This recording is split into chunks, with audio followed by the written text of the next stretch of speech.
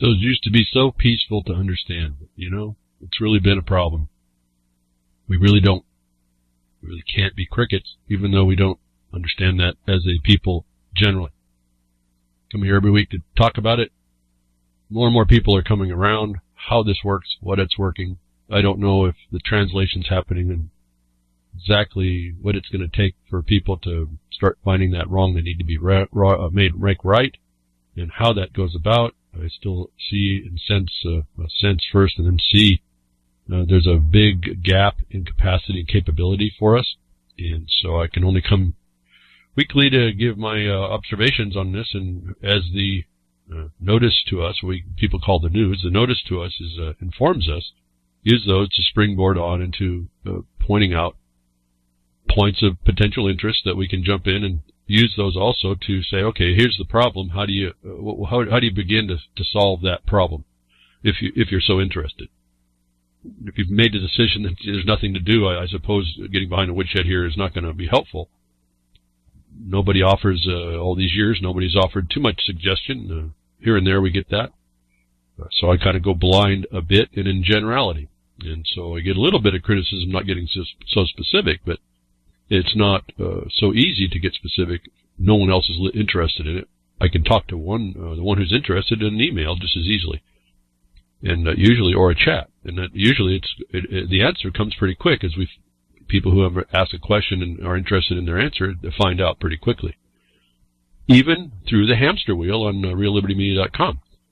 The point being that it takes a different awareness, as I see it, and my experience tells me it takes a totally different awareness on moving from what you thought you knew into dealing with the reality of the world, not making excuses about it, not using all your knowledge to be distant to it, not to make bind your own, you bind your own self, mental slavery as well. Before I get too far on all that, BTW RLM 250. For those of you on Pastcast, Recast, Blogcaster, you'll see it in there.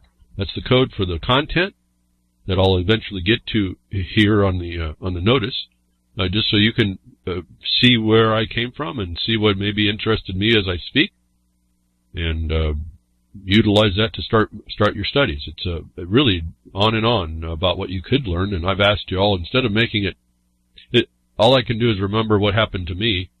It took me a long time to start. It was so much information. It just took a long way to sort it out. And that took a lot of time that we really don't have right now, as I see it.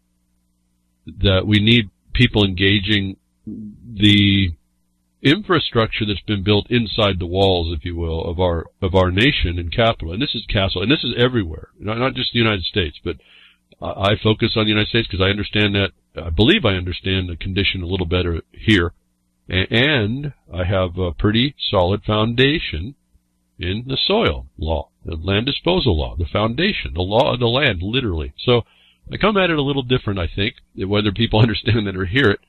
And things, as I've told you, there's a battlefield. You're in a war, whether you want to agree with it or not. You will be overtaken. You're either occupied or there's a conquest. If you are a people that will not fight anymore, or can't, that under international law is conquest. You're done. No matter what your opinions are, like I've told you, the open-air prison, or even the prisoner in a closed prison, can yell and scream all they want.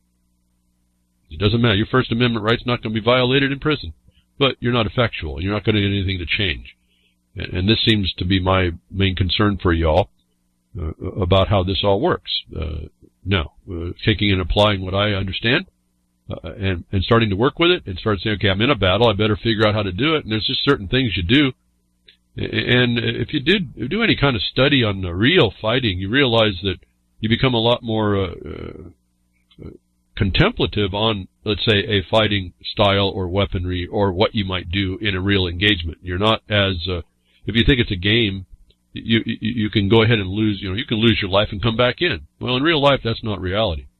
And so this is a different thought process, as I understand it. And that's kind of how I walk into this without any training, about how we approach what we're going to do, that we don't put ourselves in jeopardy Wherever we're going to, once we find the wrong that we need to make right, we don't put ourselves in jeopardy because we won't have the next day to fight the battle, which needs to be made right. And if you are vanquished, it's over. And so the other, one of the options that you have is you go into the place where they're, the infrastructure they've made, and you find where, and I use the international law and provisions, at least the generically common, for as cringeworthy as people will make that word, understanding of people, men and women, in time immemorial. I just go ahead and use that universal understanding, not universal, but universal, of how we've got here as a people throughout time. And I use those as a guide, and they seem to function pretty well, just principles that I hold up to. When I approach the thing from the battle condition, the battlefield, as I tell you, and you're in a war and you've been overtaken and you're living amongst the enemy, and it doesn't know, and some of them don't even know they're the enemy, and they probably wouldn't be if you were able to talk to them, and that's another communication set. But you're inside their structure, and I've pointed out to you, you can be involved in a system and not even know it's the false front. What I call the spaghetti western of society is your society today. You don't realize. Likely, you don't realize that this has been controlled. The civil society you see, and the civilian that you are, that you're defined, says that there's a system that's running what you see. It's keeping the paint on the buildings that you think you're going into, and the systems and this and that.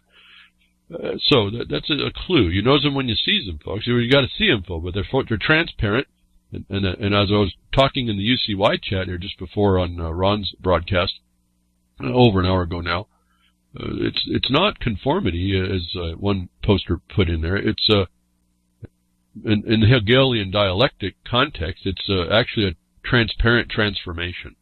It's secret to it's clear. It's not within your awareness. The transformation that's going on is not completely in your awareness, and that's how this thing works. That's the tool. That's the war. And to do that, they've had to translate a reality into a non-reality, and they had to get you to consent to it. And so, I hope if you're following what I'm saying there. So you've consented in this condition. You can complain about it all you want. It doesn't matter. It's not going away. As I pointed out for years now, it's not going away. I wanted to tell you, because it's something I'm working on, and we're going to push another envelope here. We're going to find out where this goes. I ran across something, and it occurred to me I'd like to discuss with you, at least instead of getting to the tabs real quick. I want to discuss something that I find people have a big issue about and make a big hay over, and they all can be right. Again, remember I've told you, I've exposed you how you can be absolutely right, but in a way it'd be wrong in its application. You've got to be very careful about what you apply things to. I don't want to get into that may have sounded when I get into this thing, I'm going to make a discussion and make it sound like it's judgmental. What I'm saying is that there are things in the world that we are confronted with, and we find out, and you really have to kind of rest a bit with what you're finding out. And we have people that, and I've done it. I have my dictionaries too. I have my sources, and I use them, and I bring them out, and I do confirmations for myself. In fact, all this week I've been kind of silent from the social Twitter sphere, if you will. We're moving in, like I said, we're moving into some kind of an objective here, taking a lot of my time to do that. And this whole thing is no matter how much I think I know, I'm really checking over and over what am I dealing with. Well, it came up, and I found it very interesting. I thought I'd discuss it with you all. Not in particular what's going on, but in something that I see people generally, it's almost like a fear, or it's an evasion, it's this big avoidance that I'm trying, and I've been trying to explain something to you. I think I can do it through this term that's come up. It's come up since it became notorious to people of, if I can say, liberty-minded, being free, wanting to be free of oppression, back in the 90s. And it came through a couple of processes that I analyzed, and on the surface the processes look cool, look pretty neat. But as I started to apply more of this property law stuff, I started applying it to everything I did as far as the chains. And in a case, you're told there's a chain of evidence from anything. And you go to the bank with that. It's a chain of title as evidence. It's a chain of evidence in court cases. There's a chain of how that proves something, at least as best we can prove something, in a course of proof. That the term straw man popped up around the middle 90s as I understood it, going into the later into the middle 90s and later into the 90s.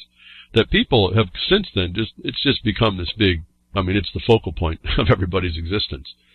Now, I'm not diminishing, I don't want to sound like I'm diminishing it. It's a very serious weapon that has been used against us. But I want to show you, if I can put it in this context, when you find yourself in a fight and you lose your weapon, one of the options you better think about doing is taking the other guy's weapon and using it against him. Otherwise, you may not last long.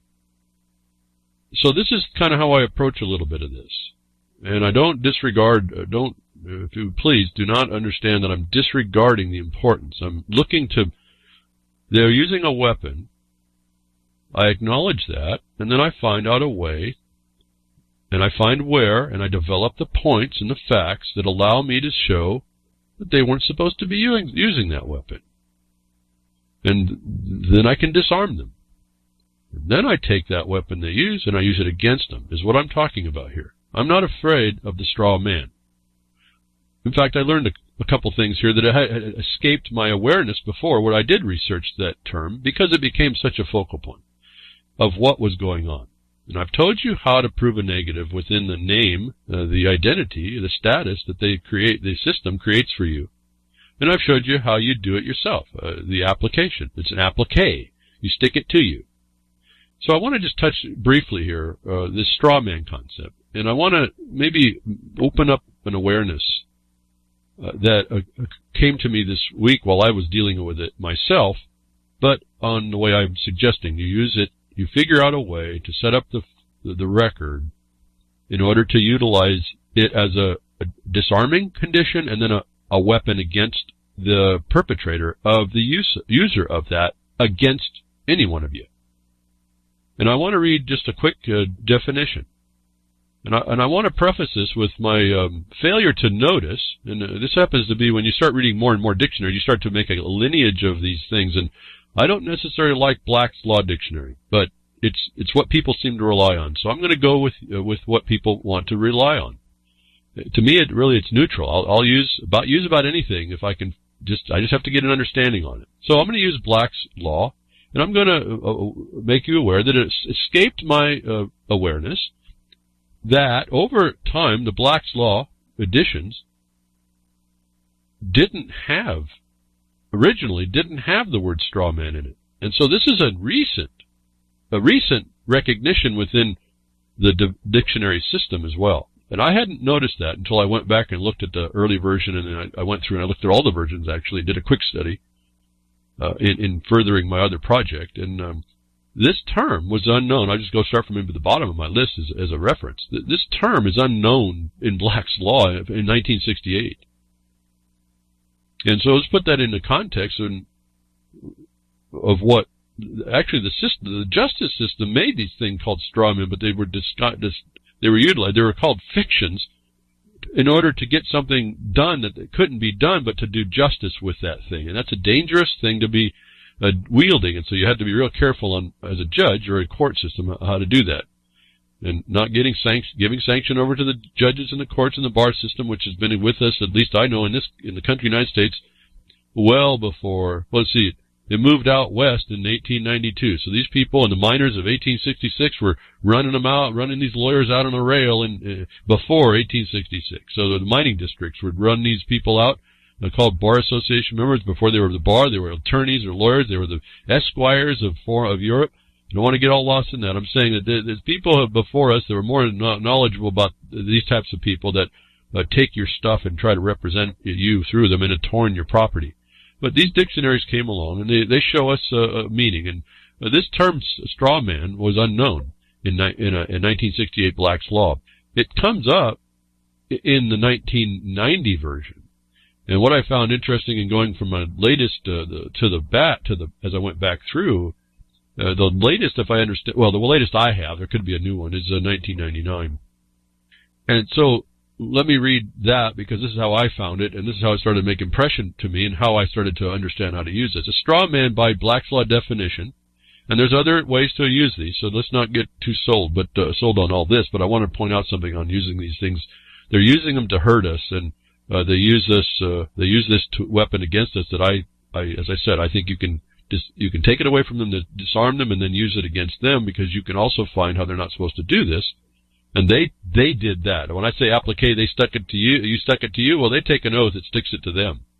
And so you have to develop all that as well. It's not that hard, not that long. It's just that you have to do these. So I'm not saying this is the silver bullet. I'm not telling you all that has to be done.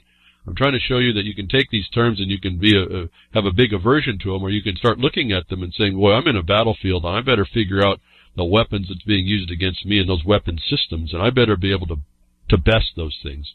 And here's the straw man definition of 1999. Black's Law: a fictitious person, especially one that is weak or flawed. Number 2, tenuous or exaggerated counter-argument that an advocate puts forward for the sole purpose of disproving it, also termed a straw man argument. 3, a third party used in some transaction as a temporary transferee to allow the principal parties to accomplish something that is otherwise impermissible. 4, a person hired to post a worthless bail bond for the release of an accused, also termed straminius homo.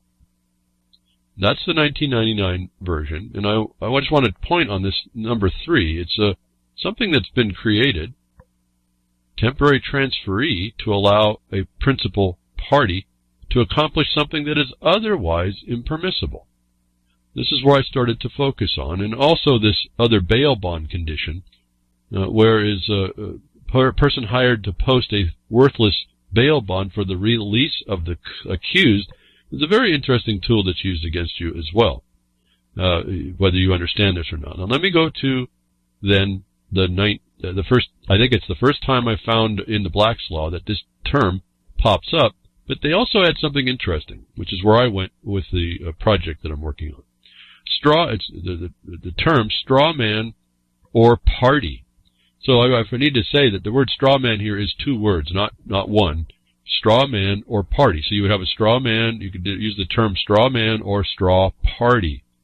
And so the word party becomes more interesting in the application of the weapon as used against people, anyone.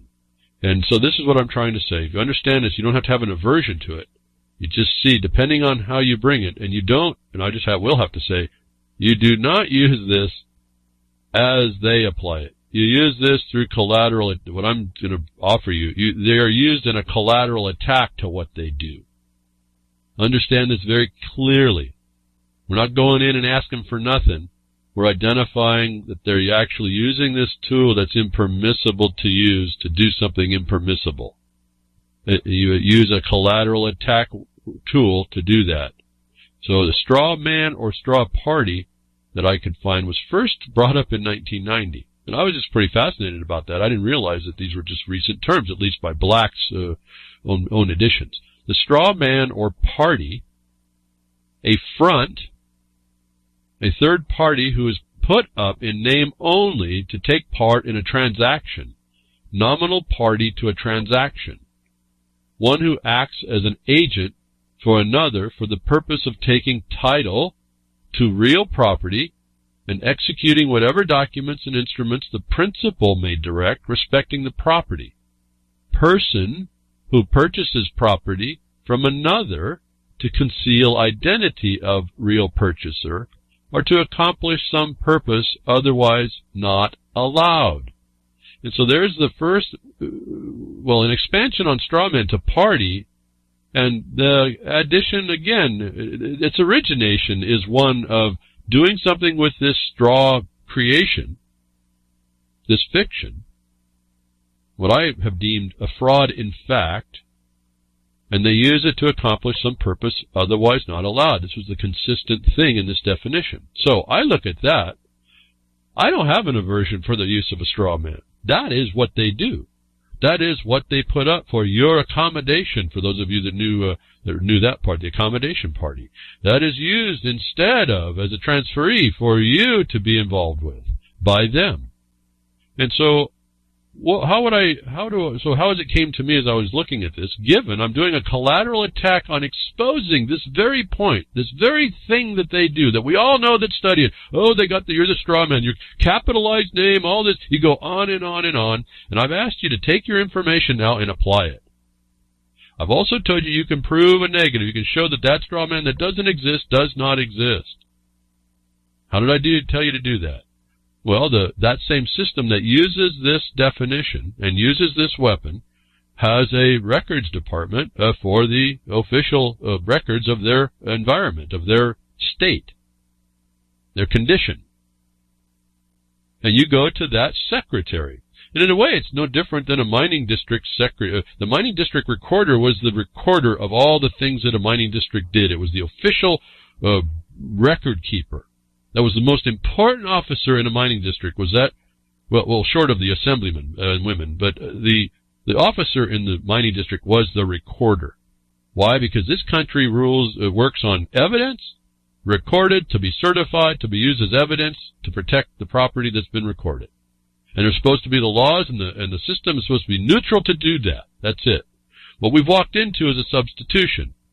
And, well, some of us that may have been born before birth, whatever word you want to use so you don't get all triggered, you came into this world and into that system more likely after this happened. And if not, it didn't matter because you're too young to understand, and you were involved with what you thought life was before all this, when they substituted your whole reality to a corporate condition. And the people didn't understand the importance of that, and those people that did that, those supplanters, the invaders, said, listen, we just took over your state. If you de jure businesses and corporations and you people, you want protection, we're going to toss you out. And if you want protection, you got to apply back in for our protection now. Otherwise, they claimed you didn't have protection. Now, I'm surprised that no one fought that. Now, when they reapplied to come in, you consented into that foreign system that they domesticated. This is the Bar Association did all this. And they did it, questionably, they did it arguably through law, and I don't know that was valid, but there it is. It's in the record and it stands. So until some more people step up on it, and which is part of the thing, again, that we've been trying to show over time. But they use this application that creates this identity, this status, that they then have the say. You gave them permission. No one understood how this dynamic worked. But this straw party, as a definition, doesn't come up until much, much later. And so, in a collateral attack, you go find out that they're not supposed, these people that have an oath that are supposed to, their duty and obligation, you got to establish the duty. And if you don't do that, you don't even have a call. You might as well forget it. You establish the duty. And their duty is to that system. But if you look very carefully in the establishment of the overthrow, under international law, they had to recognize everything that was something they could not change before it. No different than an example, if you understand, the United States took on California and all that land from Mexico, and they had to accept the land grants from Mexico. That's how powerful these land grants, these patents and things are. They're treaties. And you, as an acquirer of a territory, a conquestor and a occupier, you're supposed to recognize all this. And if you don't, then you're not going to be respected in yours. And so there's this, if I can say, an international gentleman's agreement. And it's pretty solid. It's really solid. I mean, these are lots of, if I could call it precedent, proving all this. So this new system has to recognize that. And when they take that oath to that system, these people, you look around and you see that these are officials. They've essentially created their own straw party to do things. They're transferees. They've transferred your de jure organization over to a foreign jurisdiction. And they use these things for impermissible purposes. But if you're not there to witness that, and then charge that out, and you stay silent, and you're a cricket, they listen to the cricket noise, and they do nothing more than to continue looking around to stomp you some more. So, I wanted to point out, if they're here doing something using these straw men, since you know they exist, and I've explained to you how you find one, and they use that name, and the only time the way they'll represent that name is in all caps, I don't have to get involved with it. That's the only way they represent that thing. And then you find out the officers that are supposedly in courts and officials and in records, are using that name for an impermissible purpose. Now, how do you establish that? You find out that they didn't have a right to use that any purpose to interfere with a right that exists prior to when they established that oath, or to you, or to your land, or to anything you've established as rights. So there's another element here. You have to establish that you had that prior to their occupation. And this land law does that easy. So they are making these, the only thing they can look at is this status that has to have an application before they can really see it.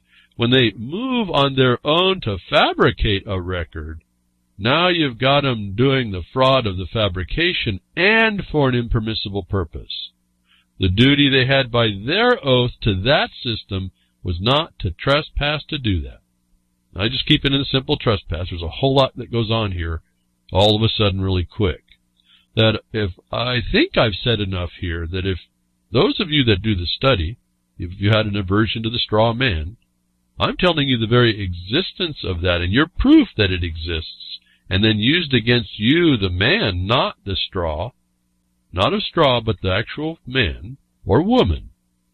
And you tie a duty to not have trespassed that to one in officialdom that uses the color of that authority to do so. You got him in a felony. And that's why I ask you, go find in your statutes that what's called extortion and coercion. It's one on the violation to the property, which is extortion, and violation to the right to the property. That's coercion. Get these basic, you want to get definitions? Don't go use the dictionary here. You go right into their statutes. You go right into the condition that they have foisted upon you, and you identify exactly how you know it exists. You find the proof. You prove exactly what you know, and then you hold it as a dagger to their throat. Now, I want to pause and just rest and wish people were kind of thinking about what I'm saying.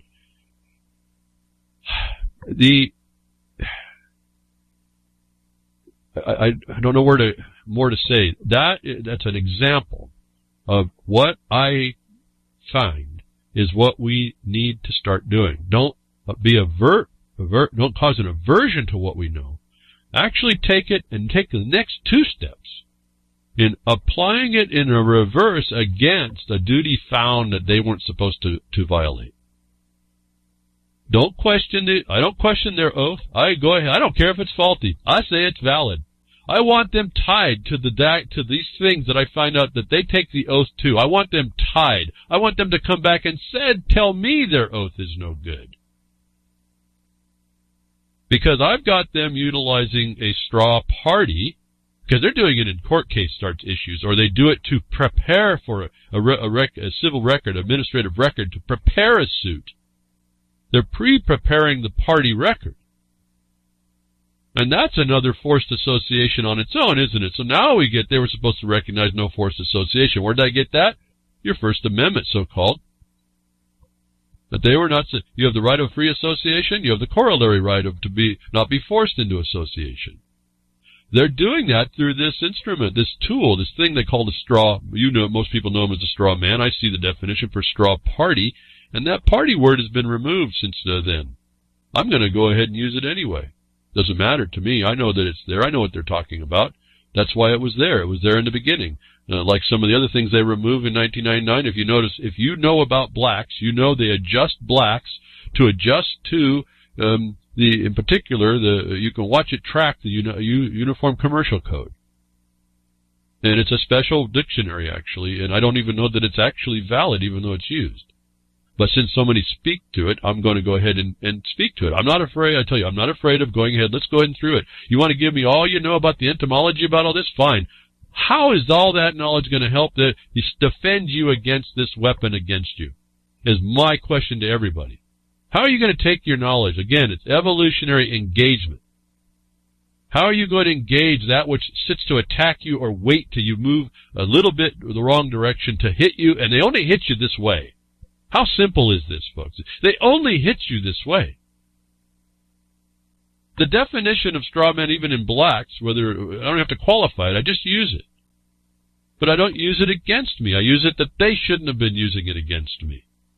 And there's another thing. I can't give you the whole thing. It's just too much actually to discuss for this. So let me get back. For those people that know and work and whatever you do to the term, whatever it does in your mind, it's a thing. It's a tool. It's a weapon. It's something. As we read up, it's the beginning. It says the fictitious person, especially one that is weak or flawed. You cannot come. They didn't make this in order to make you powerful. What your power is to come in and show they didn't have the right to make that, impute that to you, defame you with that status, to take your right, whatever the property is that they're doing, under the color of their authority. That's extortion and felony. And the books I've read, the code that they've agreed an oath to, says those are felonies. That they go ahead and use that. I say go ahead and use that. But don't use that against me to harm me in something you didn't have the right to take, interfere with. Your statutes say you don't have the right to take or interfere with, and you think you're going to get away with it because you have been, because everybody's been crickets to this very point. Well, lately, because everybody's just arguing about the existence of the straw man instead of saying, oh, wait a minute, okay, yeah, it is there. Well, and it's only used for an impermissible purpose to put someone in a disability. That's another harm. And you look very carefully in these statutes, it says you're not supposed to suffer these disabilities. That they do it, and they do it on a systemic basis, is now what you're supposed to be you should be focused on. I embrace the fact that they exist. Did you hear me? I say I embrace the fact that a straw man exists. I'm not the straw man. I know they're using it as a weapon against me. They don't have the right. They don't have the authority, the power. I mean, whatever word you have of destruction, ultimate tyranny you can put on, despotism you want to put on that they might have. They don't have it. It's not there. So as long as you're afraid of using it, or that you just argue that you are or not, or whatever, I'm not that, or you do, let's put the colon behind my name, and you start doing all this stuff, and don't get to the heart, you're a cricket. You're a cricket. You're a knowledgeable cricket. You're an educated idiot. An idiota, I should make it so hard. An idiota. A man who does not know. I don't know if I haven't used that term. So they use this as a tool, and it has a foundation for it. They have to, because it's what they had to do when they domesticated a foreign entity to make it look like. It's a de facto state that has substituted your de jure government. And in this case where I look at from the soil disposal, it's a complete crime. It doesn't even take that much discussion.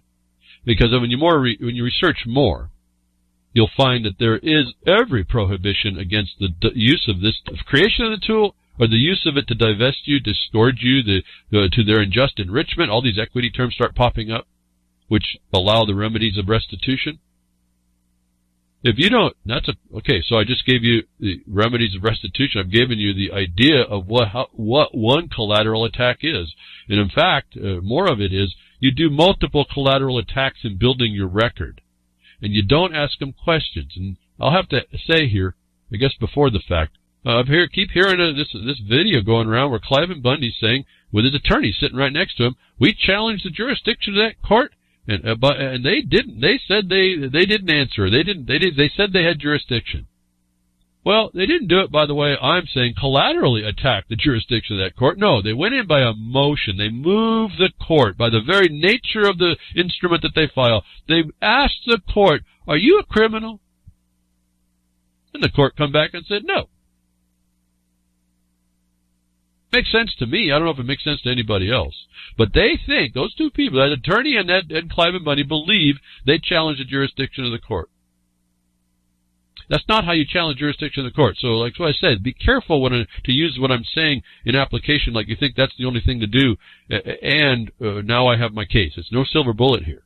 And because it's an occupying force that does run that system, don't expect that you may see justice either. But that's the point of the record, to point it out.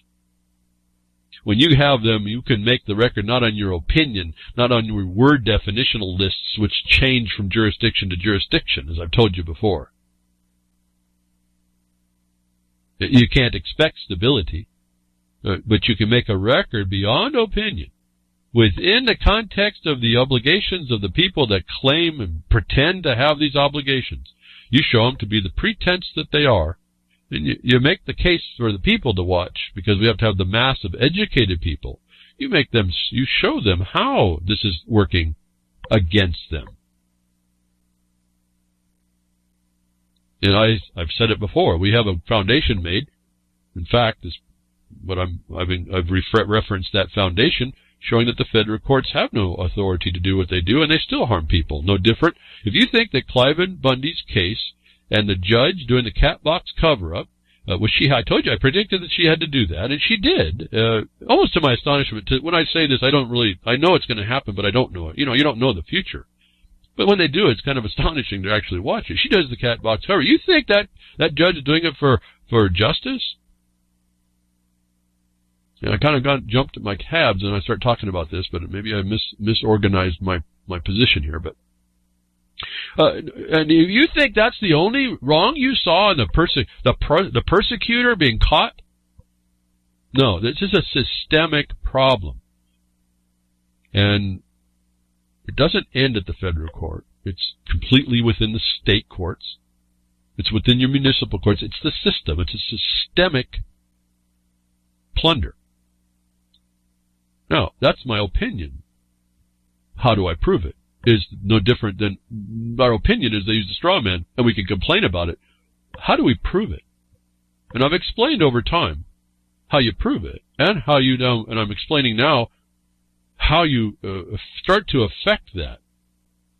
And my interpretation of what we're doing is within that system. Don't be afraid of the words they use. Use them, because they're using them against you. You take their weapon from them, and then you turn them around and you show that they had no right to be using that weapon at all. And you do it by an objective basis, not because you think so, or your opinion, or this and that. And how do you do that? First of all, is you do it within the context of the jurisdiction that claims to be your government. It's in there. All you gotta do is go read those statutes. Oh, it's a statute, it's not a law. I don't care. It could be a policy. It's their policy. Fine. Go use it. Hope you didn't look past the thing. I tell you, go to your cops and change their policies so they don't shoot you on the street, or there's some kind of accountability because they don't have it now. Did I say go change a law or a statute? No, it's all policy. So don't change it, because that's what you live under. That's another thing they can't take from you. It's your people's right to change it. And the crickets on all this stuff. All these tools we sit there and complain about being underneath the oppression and don't do it. Lift a finger. Oh, we'll lift our hind legs, but we won't lift our finger to stop this.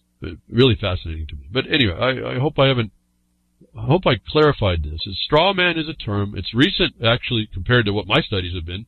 It wasn't even known to the mining time. All right, this is apparently a new, at least, and it wasn't in Bouvier's. It wasn't in any other dictionaries as well. Now, I understand it could be someplace else, but that's not what I'm dealing with, so I didn't really go that far. But it's a recent acknowledgement of something that's been used by the system at least since the 60s, late middle 60s. Well, 63 was when the United States government adopted the Uniform Commercial Code as a uniform code, as a model uniform code. Okay, so that seems, it's about, that's a few years, 5 years later, they come up with a dictionary term that points it out. And so this gave credence to some things that come on by 30 years later, just short of 30 years later, in the redemption process and all that, and the straw man and all that. Now we got free man on the land. Everyone talks about it, don't know a dang thing about how to stop it. Or how to more properly address the problem and actually get some evidence of what's going on that is going on. Now, I'm not denying anything that you may know is the truth about that corruption. I'm saying you're not stepping up to expose it for people beyond an opinion or just a whine and cry and gnashing of teeth and all this other stuff. We can get lost in all the definitions. We can get lost in again, I've done it as well. I've read the entomology. I've read I had to get beyond that. All that didn't help me. I've read so many dictionaries, I can tell you, I used to be able to, it's not important anymore at some level, I just know it happened. Like here, the dictionaries change over time. Well, that's not very good either, right?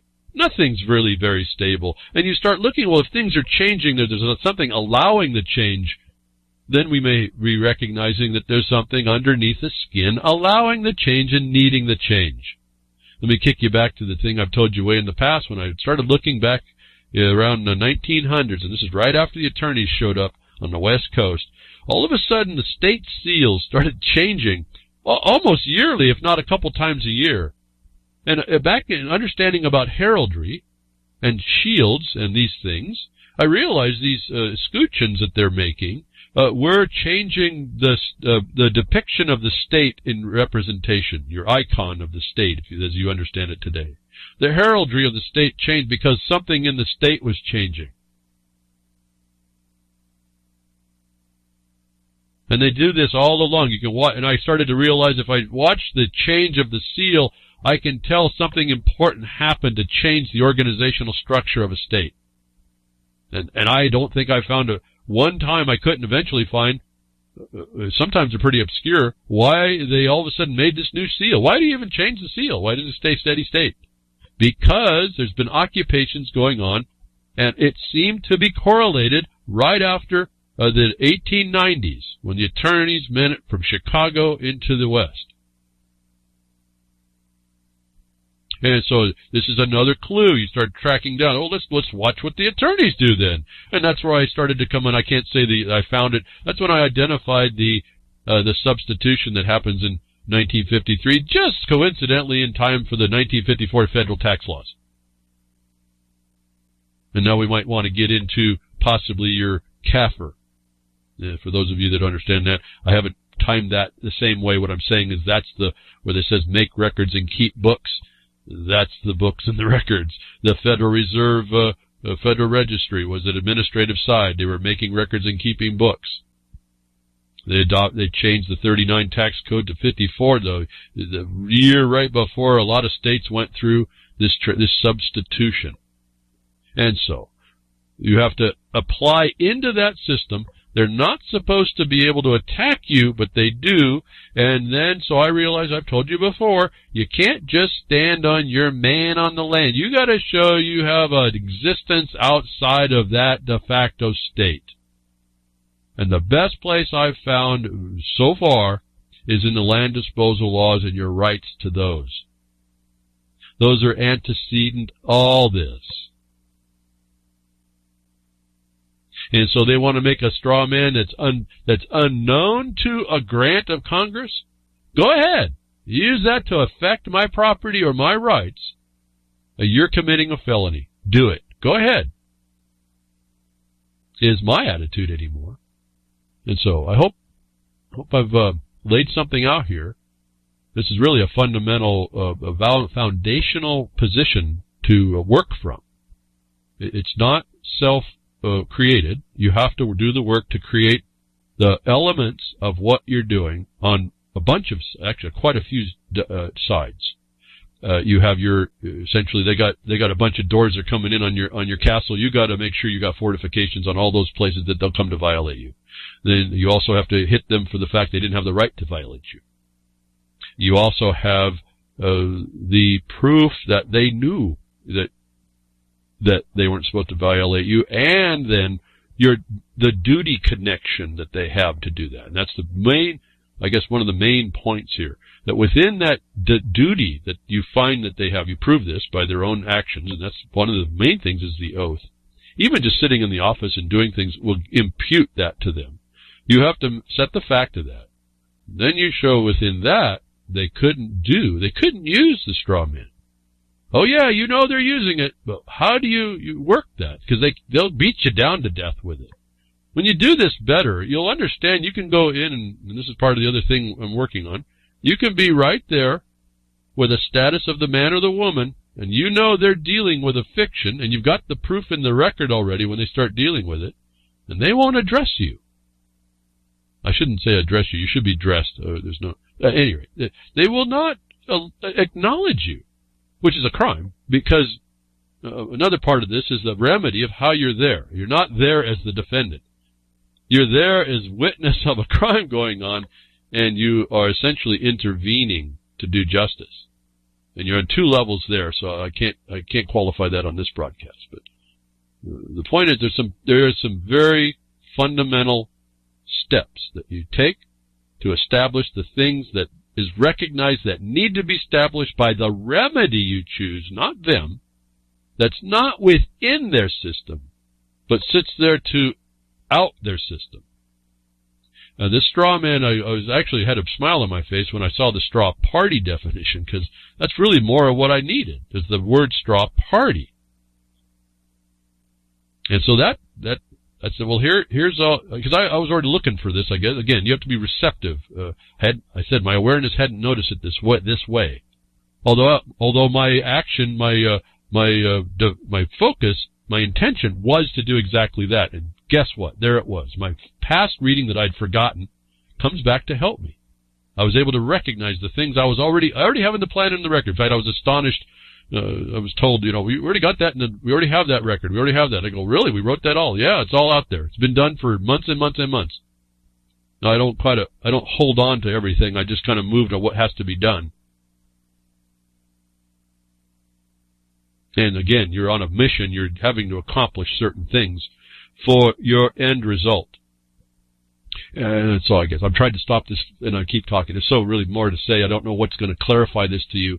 Those of you that understand the straw man or think that it's a big weapon, it is a big weapon, but don't let them use it against you. Turn it around. There's a way to turn it around. I've explained a little bit in the last 45 or so minutes about that. This is just the straw man concept. There are so many other places and things that are done to destroy us and to interfere with our rights and remedies and property and our pertinent things and all that stuff, and us, us ourselves. There's so many different things that you apply this very thing I've told you in the last 45 minutes to whatever you do, as well as the other things that you need to do, which I'd so much to talk about, and in part I don't want to say too much, because unless, again, this is like the property law stuff. If you don't start with the right foundation, and each one of it's on a case-by-case basis. You better understand that. They treat you like a cattle call. But when you start asserting your collateral attacks to that, and you've done it with a proper record, and you've made the proper record to do so, you're not treated in the cattle call, and now you've started they won't treat you any better, but you've now established the fact that their willful disregard of all these things you've now established. You've now gained, you can call it a tacit procuration, a tacit agreement. You've now got a contract if you understand how this lays out, and for those of you interested with the UCC, you'll understand that tacit agreement concept. But what may not be understood is this silence is not just acceptance. That's not even as this powerful as the fact that a silence, when you tie a duty, you find someone using a straw man as a transferee that's being used in a third-party system to take your property. You've got them doing the impermissible act. You find their oath that they weren't supposed to do that, and you tie them to this condition, and you've got them in the crime. You're not doing it you're not asking their permission about it. No, you're doing it as an external collateral attack through the remedies that the law says are available, that they've agreed are there. You tie their duty to the fact that they weren't supposed to do that. They use this straw man, and they are taking your property through it.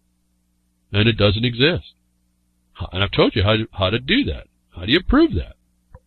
How do you prove that negative? It's really not a negative, but that's the joke. This is how flipped over this thing is. And you can expose this.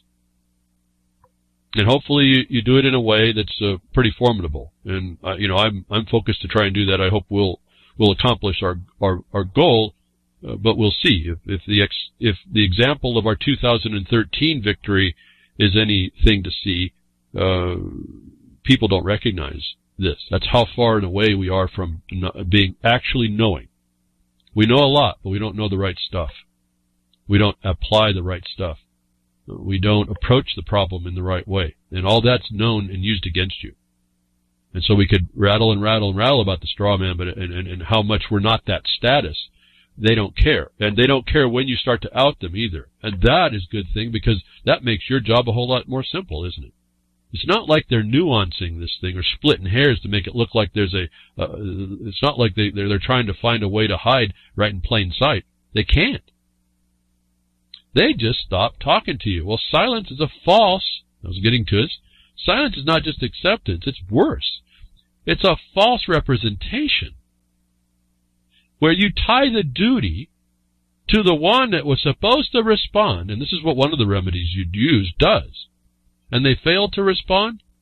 Their representation of what their duty is a false representation on its face. As a matter of law. That's as a matter of how this works. It's not my opinion. I don't ask them their permission. It's their failure to respond, their silence. The crickets I get when we get into this, that's a more than a tacit acceptance, a tacit procuration. It's a false representation on the one having the duty to answer remaining silent. I love to hear those crickets, and I get them more and more from these people. What we're now doing is compiling these silences together to show we got a tacit procuration of the facts stated, we got the law to back that up, and then their representations that all were false in the front end of it. And I don't know about you, but a couple more things added onto that. I don't know where they run. I don't know what dark hole they can find. The only dark hole is that this thing is it's the stinking abyss. You're in the dark hole, and that may not actually crawl you out because it's a systemic thing. And we're back to Thomas Jefferson needing the educated masses to be vigilant and to essentially call for mass call for accountability. And so I don't know what more to do to explain this little thing. It's already taken almost an hour. Again, straw man. Oh yeah, straw man. Don't. Okay, now you know it. Now what? And it's being used against you. Now what? And so, last hour so 45 or so minutes.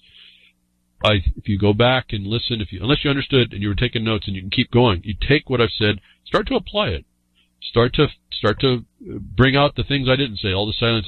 People get irritated with me when I don't talk so much and don't explain things. But I partly do that. Well, I do that for two reasons. One, it's not a silver bullet, so I don't want to hand you a gun if you don't know. Number two, I need you to go find out these answers on you. So when you see the black and white in your eyes, it's no question. And as I was pointing out something else, which I almost was going to do today, but I decided I better not. It is quite a bit. Just even under the question, can we charge this?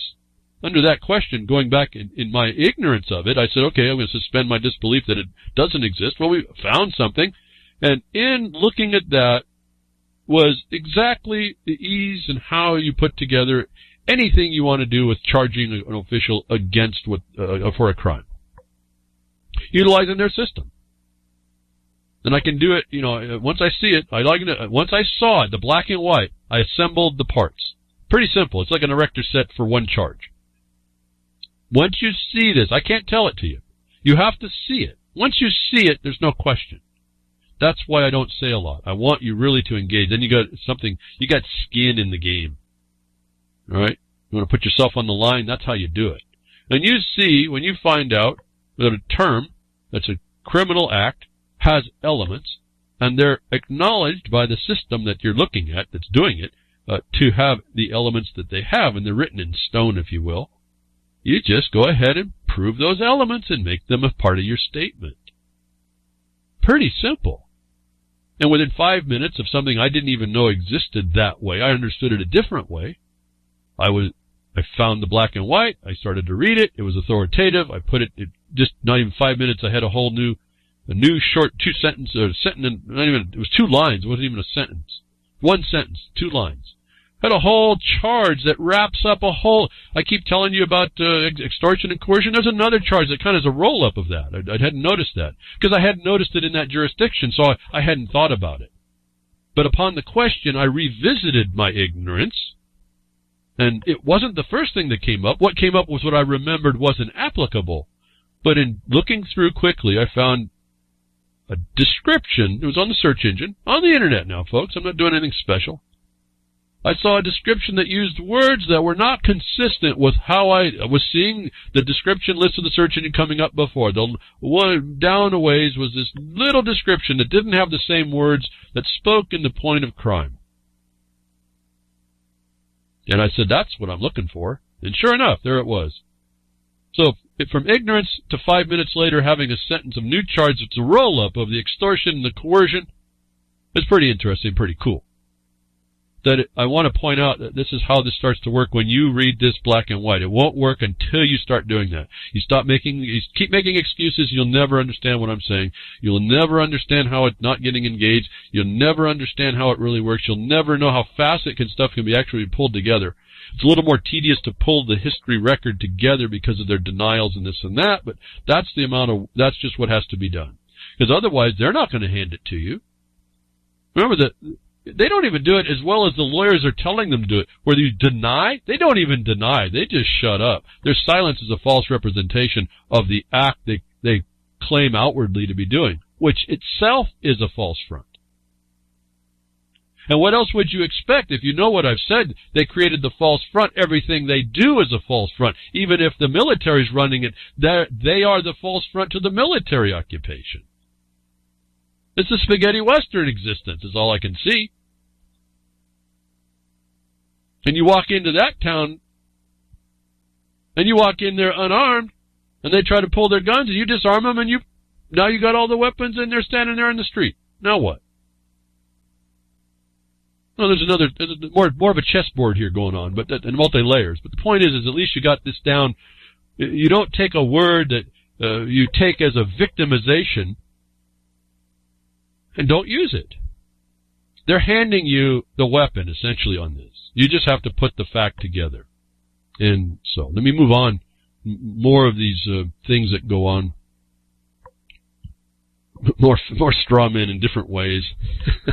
More things they put up as transferees for you to engage or not. And I've been critical. I'm going to continue to be critical, I suppose. I guess I don't want my friends to be hurt. And I want this knowledge out there so that you aren't. And if you enter in, it's not about not entering in. It's enter in with knowledge, and then evolutionary engage it and be intelligent with it. This cryptocurrency thing, this blockchain. I hear people talking about trying to delineate how all this works. Listen, the name of a coin is just it's the package you wrap around a ledger, a digital ledger. That's it. A digital ledger with an instruction management code behind it. Whatever you attach to it. And then I've explained to you when you get to soil disposal, the land law, they're protecting your rights, that blockchain can't produce the actual documents you need that the law requires you prove. Now, I've just showed you they create another straw man in the copy that's not the reality. That's why your local recorder is important. And so this is dangerous stuff, and what they're doing is they're creating a straw system that you're going to engage with. And this is what this cryptocurrency is. There's a big hype around it. There's a big, there's certainly speculation. I'll have to say it again. I guess is my disclaimer. I think the technology is very cool, but it's not actually going to be where this goes on the power side. And so I guess the other option, and I think I'm going to point out here today, as you move in through the organized structures that are integrated with organized systems, and make sure that if you're going to stay there, because I think the technology is viable in the future without it, make sure you have a way to offload everything you have into a private system that doesn't rely on the public systems, if I should say that. But there's a hype around this, and a couple weeks ago it came out.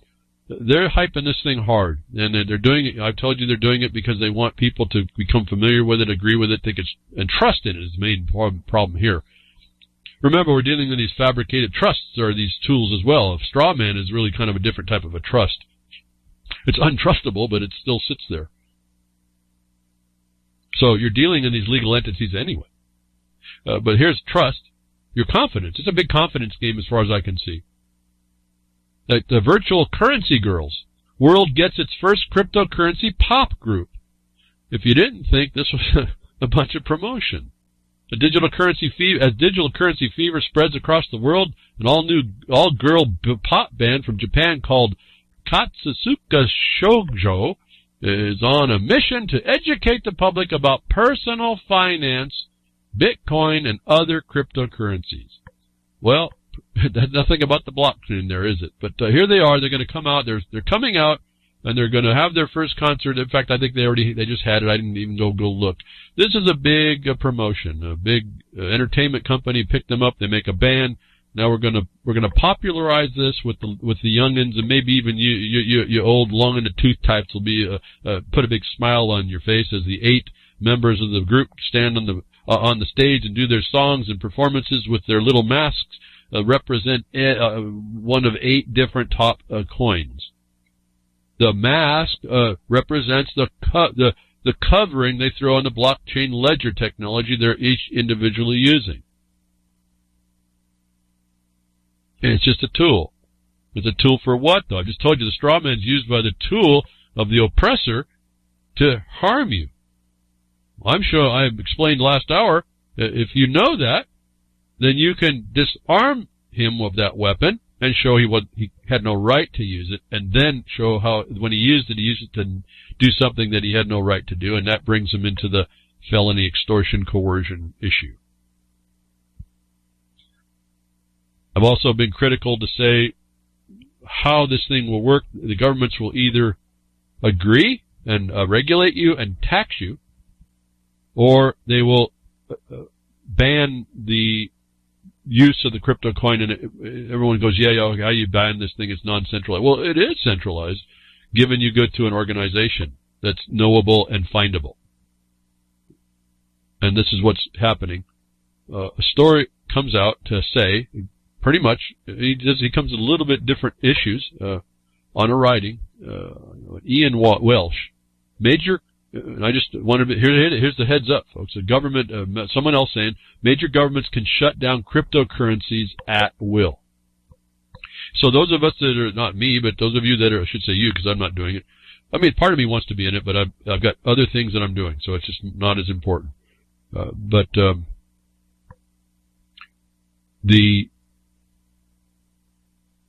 You have to know that this thing is vulnerable. Of all the good things it might be, it's super vulnerable against the actual power in the world. And you may think you can run, as they tell you, that you're not going to hide. They will find, and this article points out, all they're going to do is they just call it to be those governments that outlaw it, or parts of it. All they have to do is get there, and he references the tax man as well. The tax man on the exits and the entries of those organized exchanges that do this. He starts his article, and I'll just read a little bit, and you can read it yourself later to find out his position on this. And it's very consistent with mine. He raises some other points, and I say caution here, folks. Caution Will Robinson, I guess, if anybody out there is listening named Will Robinson. Government can shut down the cryptocurrency experiment anytime it wants. Government money creation worked because government insists you pay taxes in their money, and they have people with guns. Crypto exists as long as governments wants it to. Crypto exists as long as governments want it to, and no longer. So get that, folks. If you didn't quite get these taxes are on the medium you use. They pay taxes on the money, so-called, on these Federal Reserve notes that you use. He's telling you a secret right here that he knows.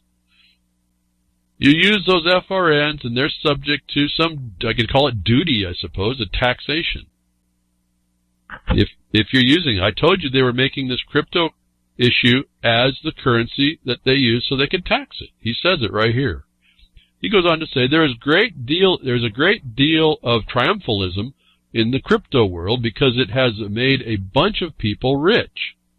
Well, I guess we can also, if you're not into doing that, you can go back to the crypto virtual currency girls, right? If you're not into seeing rich, but you like to be entertained, breads and circuses, it's all about a promotion. These are done to promote. But he goes on and says, because it makes a bunch of people rich. People who get rich virtually always think it is because they are great people. They feel empowered and so on. And according to the research, generally become selfish jerks with a reduced empathic response. The simple power relationship is this. Any government can put the hurt on crypto and largely shut it down in their country simply by criminalizing it and having their taxation folks watch the entrances and exits. Crypto can be badly hurt by 3 governments, China, the EU, and the US, in exactly the same way. I've talked about this as well. It's another one that sees this. Crypto is arguably in violation of hosts of security laws as it stands and can be made more illegal anytime a regulator or government chooses. Now, just quickly on this regulator, what do they do in this regulator? The regulator goes and looks at what? A legal entity, which is then fabricated into a straw man. So, not an answer, but an opportunity to look at that as this works. If you literally take yourself out of that system and go private, not through the exchange, you may have that as the ability to stop it, as what I said last hour. People with guns beat people with cryptography. Code is not law, and the people who thought it was were fools. Law is what people with something approaching a monopoly on violence in an area say it is, and nothing else. And I want to touch on this. This is the art of the regulation allowing monopolization. It enforces monopolization. I'm going to end there. There's more to read. Here's the warning.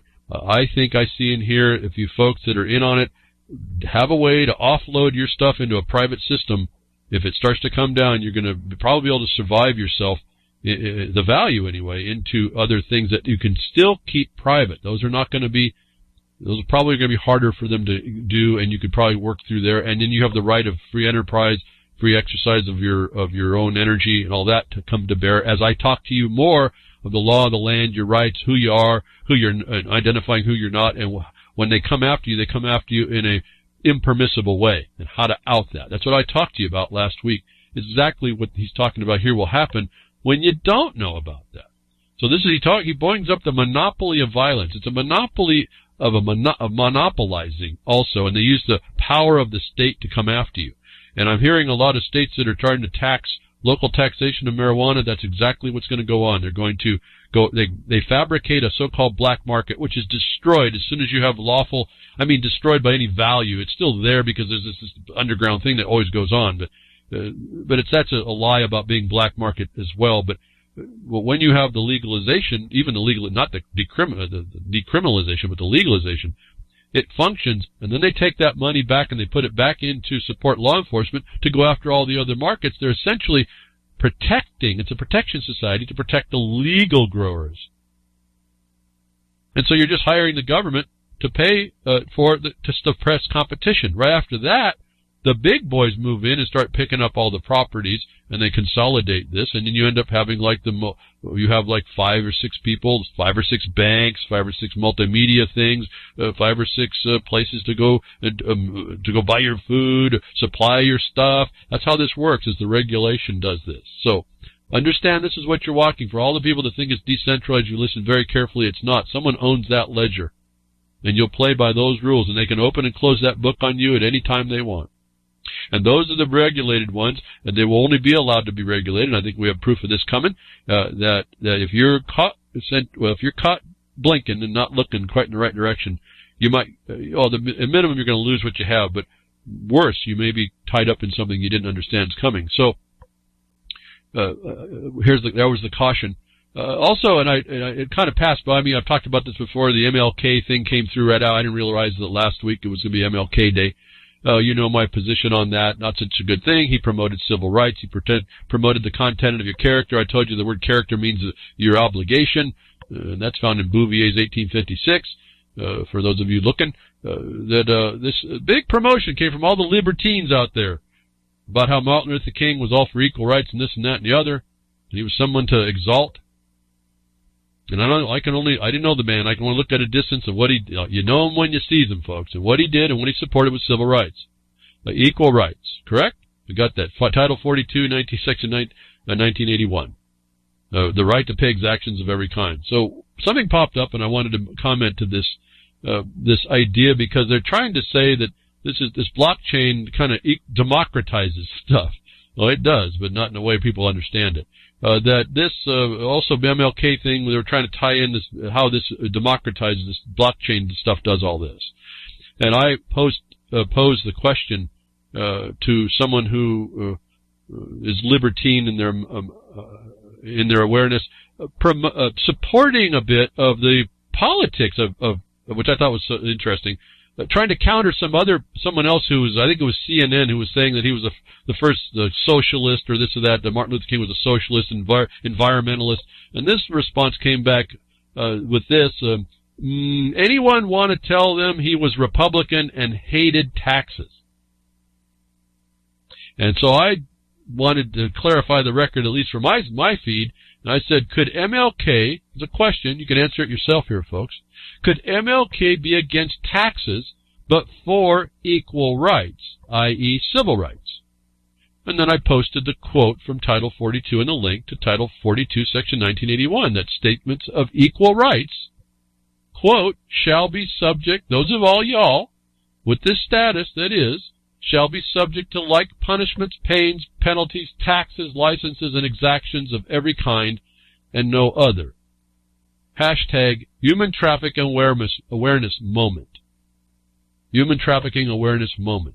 Could MLK actually support equal rights and be a great exalted one, despite his political republicanism or his perceived hate of taxes, and support an Equal Rights Act that was already there for 100-something years that said that you're actually subject to taxes, is, for me, more of an announcement of our big disconnect in even the libertine set in the social arena, that doesn't understand what's really going on. We'll talk about it, understands there's a problem, and in some parts on the surface it has to make a correction, but not.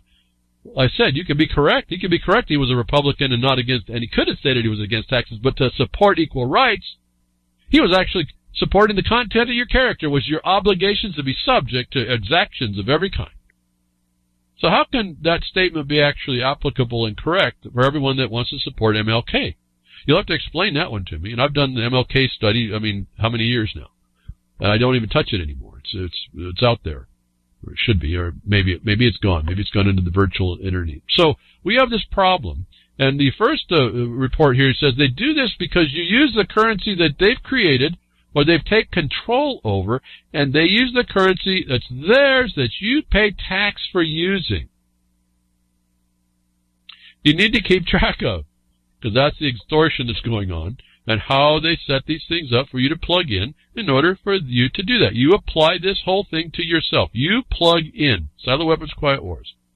When I see this document and the Lysander Spooner document and what the other one, the Protocols of the Elder Zion, now it's really starting to come up, and I'm not sure it's exactly the way I've said it, but the presentation now is a whole lot more knowledgeable than I was seeing it before I started to talk about it. That I hope that people are extended, people I don't even know, reflections back are actually reflecting what the better look at this stuff is that tells us. They set it up for us. This is just like what happened in 53. They kicked everybody out and said, if you want protection, they said it. This is in the court cases. You want protection, you have to apply. If you don't, a de facto rule, the de jure people, you don't have protection. And those people didn't step up and throw those attorneys back out like the miners used to do. We lost it right there. But we adopt it, we pick it up, we plug in, and then now they have the control. They get to have their fees, their fines, their taxes, their extortions of every kind, because you asked for it.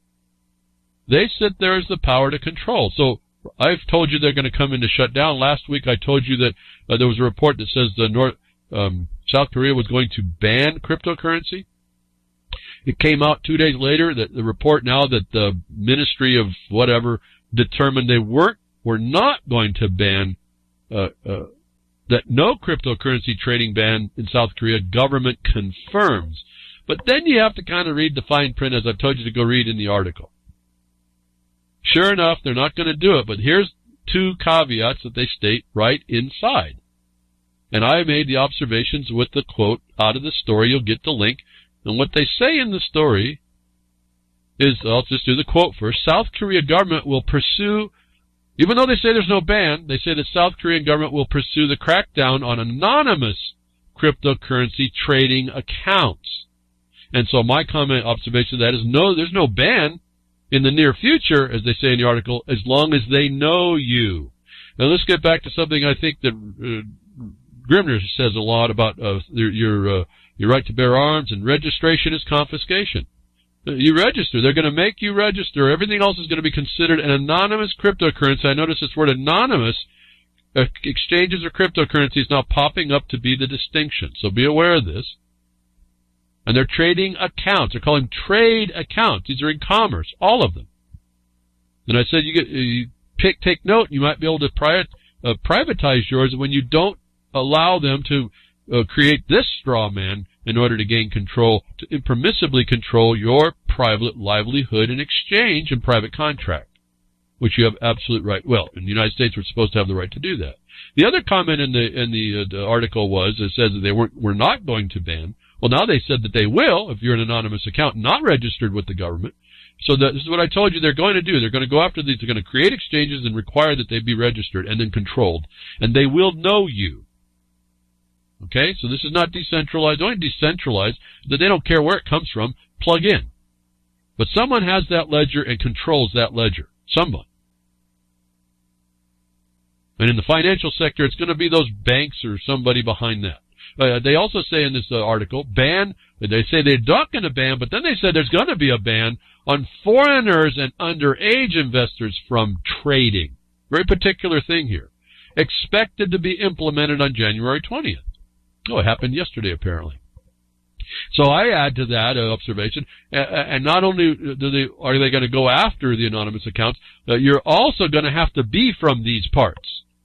You're going to have to not be foreign to them. And this is going to be the standard that you find out going on. Today's breaking news as we've launched, it's not news, it's what's going on. Indian banks suspending Bitcoin exchange accounts. Now again, Bitcoin is just the face. It's a wrapper on a technology, a blockchain technology. Let's not get wild about it. They can shut down any wrapper they want. Bitcoin exchanges are under the fire in India as many of the nation's top banks have suspended or greatly curtailed functionality on exchange accounts. So they're not going to let this thing, they're not letting it tie into the real system either.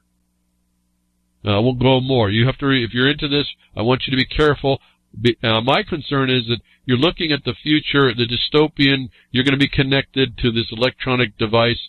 Your life is controlled by this. As I've been talking, it's coming. It's not even a guess anymore. It's not to me, it couldn't have happened. There was just no way for us to do it. I was working in technology way back when. There's just no way it could happen. Boy, have things changed in 30, 40 years.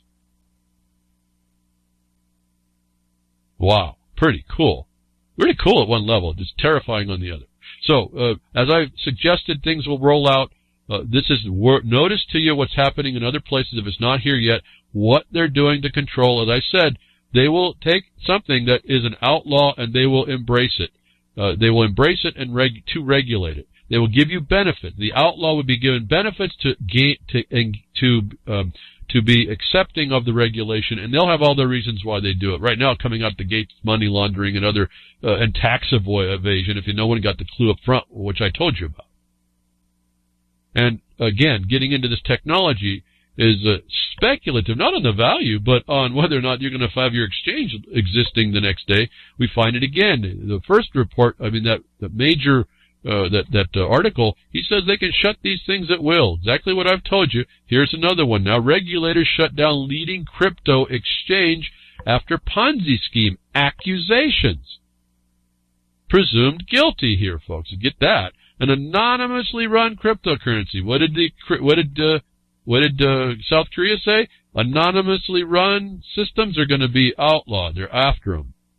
Anonymously run cryptocurrency exchange has shut down all lending and trading operations following a cease and desist orders from authorities in Texas and North Carolina and alleged attacks on the platform. This is another vulnerability we bring up about the attacks on the platform. The popular site BitConnect, long accused of being a Ponzi scheme, said in a press release Tuesday that, quote, continuous bad press has made community members uneasy and created a lack of confidence.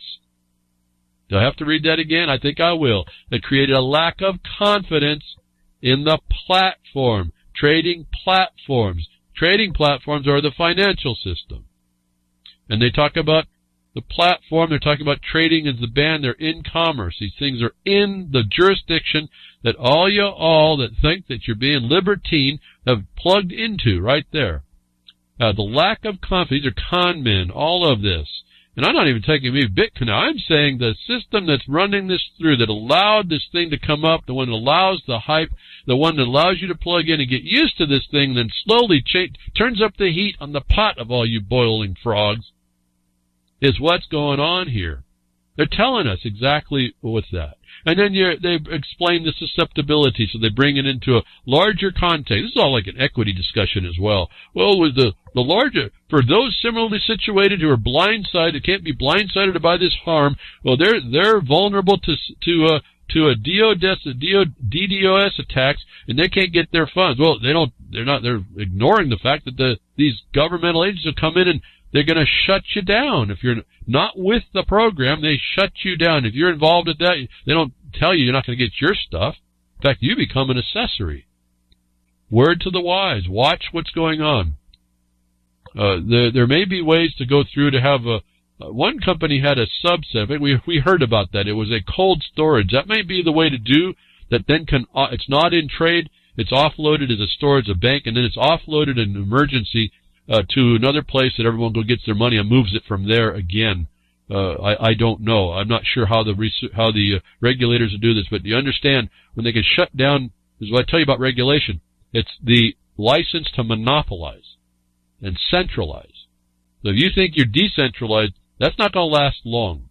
It's just not. I don't know what anybody who continues to argue with me on this, I don't know what's in your mind, actually. You really have to take a step back.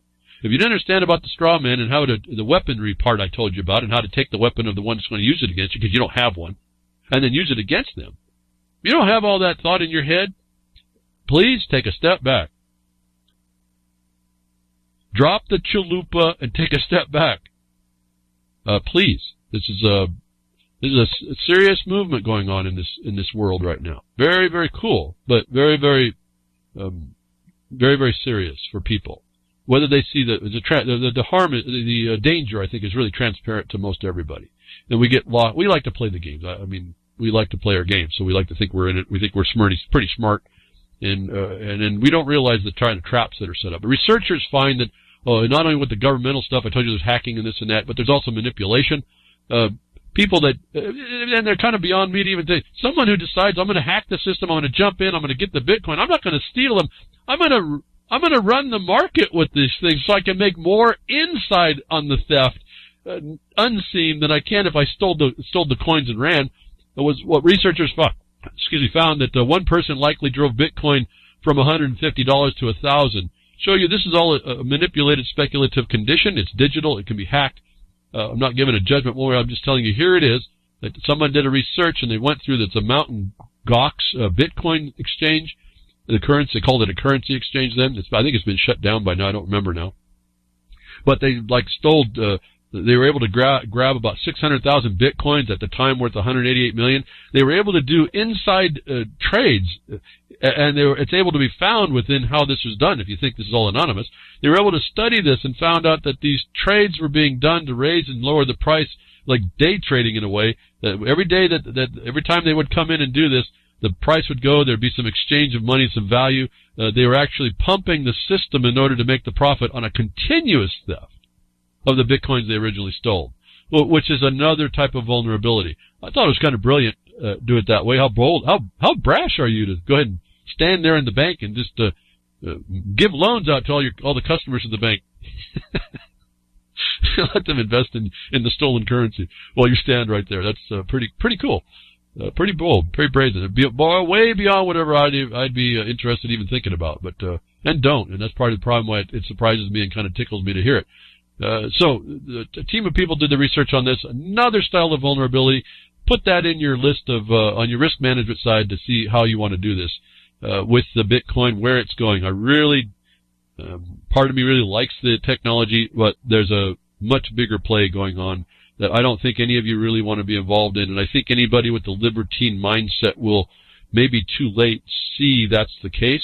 And the problem with that is not that you can't kind of just divorce yourself of the whole thing, is that you have lost a whole lot and not had the countering parallel system involved. And that delay or that failure may be the ultimate break and downfall for you, and you're going to be forced to engage. And this is the thing. You want to think it you're ahead of time. You think you're smart about it, is intelligent. You think you got it all handled. I think I can do I'll accept certain this and that. Well, it becomes a point when the game gets played and the king has to be knocked over, and that's your king. You lose the game. You lose the whole of the ability to make the play. Then the game is over. You're done where you are, and they've got it. And so be careful of all this other things. So this leads me on to this next point, the hype and the hoax that's going on about this. That's notwithstanding the small good part, I think it's pretty cool in the privatized part. Not so much maybe in the trading side. Like I said, the tying together of the production to a digital blockchain sounds a lot more of a formidable privatization potential than to deal with it on the currency side, where you're dealing with governmental money and they're looking for their tax man to come collect because you're using it. But another hoax system, another hype system. We move on now from our digital financial health into our actual physical health. A massive flu outbreak. Here's the real story. The media won't touch the lies, the hoax, the scandal. Another clearly, concisely laid out report from John Rappaport about this scam that's going on in these vaccines. He touches on what I told you about. These flu vaccines are only 10% effective. He goes on to show you again, for those of you that are thinking about all this, he goes on to explain that the actual fact is the number may not even correlate to a reality. On tests that they did long before, they found out in people that had pneumonia, there was in their tests, there was, well, what should I read? I guess I could read it, some astronomical number. Yeah, here it is. According to CDC statistics in December of 2005 in the British Medical Journal now, influenza and pneumonia took 62,034 lives in 2001. Now, this is on top of what I told you last week about this and the ineffectualness of the California shot and why they're having so much. He says, though, that the influenza and pneumonia, as the CDC statistics mentioned, say there was 62,000 lives lost in 2001. 61,777 of which were attributable to pneumonia. 257 of which to flu. 257 people died in 2001 to flu. That's not very many. That's only 18 cases of a flu virus positively identified in that group. So, in his report, he explains that people are getting sick.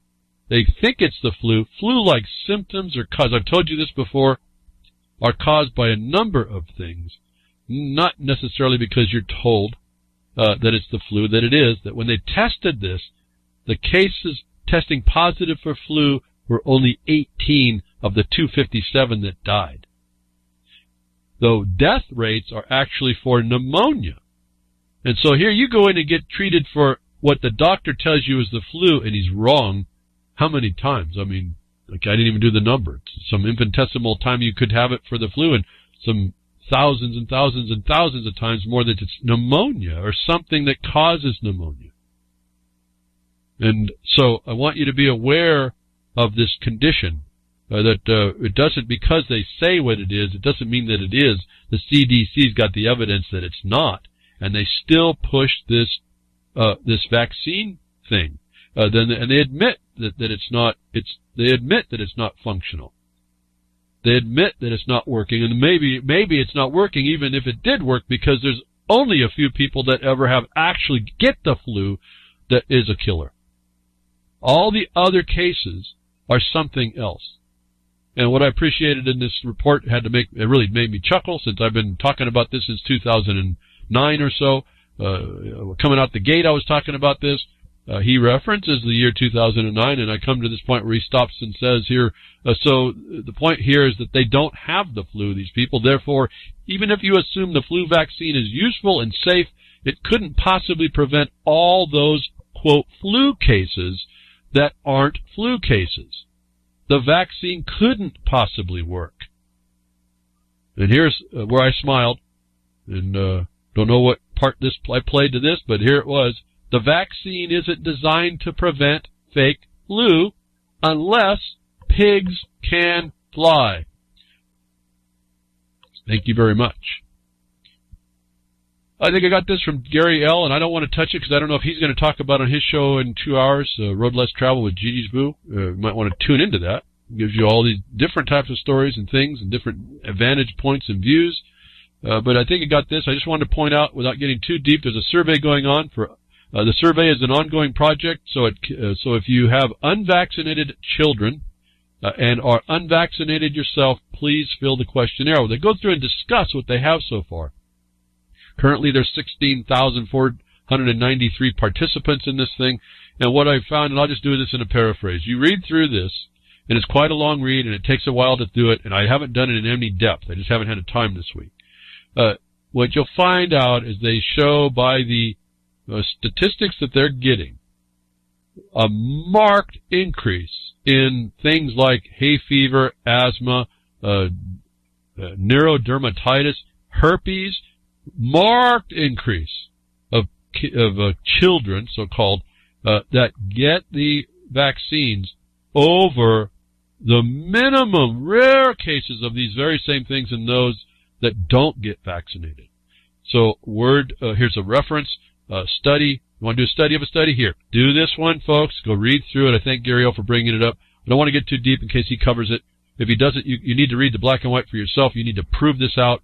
Validate it yourself. I think it was absolutely valuable to have to see it.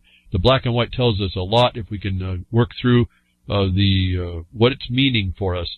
Again, when you combine what John Rappaport was explaining, that the CDC's own studies said that what's out there, what you call the flu, is not. The flu can't work if it's not the flu, and only 257 cases are out there. Even if it worked 100%, it's only going to stop those 257 cases. It's not working on those people that don't have it, which the majority don't. And then you put together with this report of studies, and you see that by getting the vaccination, you're bringing on other things, lifelong problems beyond a flu, which only a small percentage would get, an infinitesimal amount. So this is very important to connect these two reports together, and I want you to do that. Or I hope maybe if he touches on it, maybe he will, maybe he won't. We don't know. I don't talk with Gary until I'm as listening as I can while I do post production. So he'll bring this stuff up and and he dumps all the links into the RLM chat. So be there to get the links that he may have. I'll have these two on the blogcaster. But I think it's very important for all y'all that think this is an important subject, and it certainly seems that your little ones being unvaccinated have less of the rare occurrence, only very small percentages of increase of very serious thing, herpes throughout your life, and all kinds. I don't want to go through the list. All kinds of stuff that they have a absolute big statistical increase, maybe hundreds of times more prevalent when you vaccinate. Now we also, and I'm just going to attach this without any proof. I remember something in the vaccine starting with the monkey pox. Pox is, I think, or chicken pox type. Poxes are a type of a herpes type thing. If that's the case, it makes perfect sense that if they still are using these kinds of these strains that they think were working, or the same procedures, so using those eggs, because that's how they do it. So that's not even really an issue. But that they use this, maybe this base form of the vaccine is causing all this as well. The cancers that we hear. The herpes that we hear. Why would little ones have all these problems? And since we've been growing up, I mean, that's the other thing that gets me. I don't remember it happening so much before. It's certainly happening. Autism, all this stuff. And although there's no direct connection to autism, I don't think. Neither to the mercury, and I think I would have to agree with that. There's other things in there that can be the cause of a dysfunction in the body or a toxification in the body that does cause these things. These responses. So they talk a little bit about that, the increase in heavy metals. I didn't find that as persuasive, but it is there. So again, up to you. I don't have a thought really more to do that. It's not something I focus on. I just don't do it. I advocate against it. I say hygiene, hygiene, hygiene. I'm still hygiening, folks. I'm still spraying in face of all this so-called flu that's out there. That's all maybe more pneumonia, causative pneumonia-like. Then I do my spraying and my thing, and I keep my distance, and I wash my hands. And not that I'm unsociable. I just watch, like I told you about poison oak, and I finally figured out when I was a little one, I cannot spread poison oak because I was really, really allergic to that. I don't know where that came from, but I was. I just found out I could control it a lot. Well, even though I would respond, I could keep it from spreading by not touching myself, not scratching. I scratch all over you. Pretty soon it's all over you. You puff up like a big balloon. Not a cool deal. Finally took me a little bit to realize, stop using your hands. Your hands are the vectors, essentially. And it's the same thing with the flu and the cold and this and that and the other. So, talked about that last week if you're interested. And while I talk about the last week interested, I thank you very much again on Minds.com. The support there has been much better than even YouTube. I don't know what's going on with the YouTube. Don't know about all that, but appreciate the support. I've been here 2017. Really appreciate the bonuses. I'm still I'm still working on part of my mind's working on how the promotion will be, but appreciate your support all there on Minds.com, and hope it's working for you there. And again, it's not just about listening to what I'm saying; it's taking that and applying it. It's here to apply. Moving on to now, I get to where I went to the from this.